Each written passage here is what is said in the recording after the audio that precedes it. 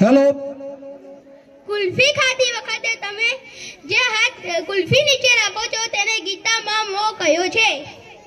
કુલ્ફી ખાધા પછી તમે જે દંડી ચાટો છો તેને ગીતામાં લોભ કહ્યો છે. દંડી ફેંક્યા પછી સામેવાળાની કુલ્ફી જુઓ તો મનમાં વિચારો છો આની કેમ પૂરી થતી નથી, તેને ગીતામાં ઈર્ષા કહે છે.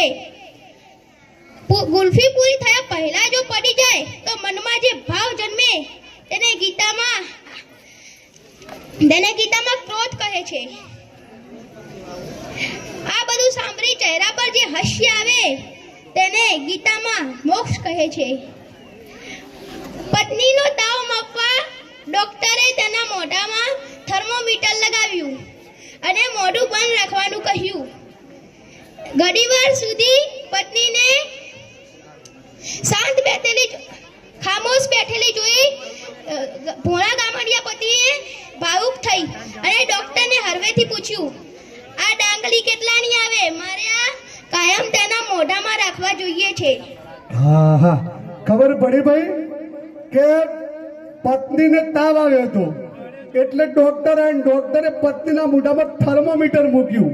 એટલે થર્મોમીટર મૂકીને મોઢું બંધ રાખવાનું, એટલે પત્નીએ મોઢું બંધ રાખ્યું હતું. એટલે પેલો ગામડીએ જોઈ રહ્યો હતો કે આની પત્ની ચૂપ કેમ છે.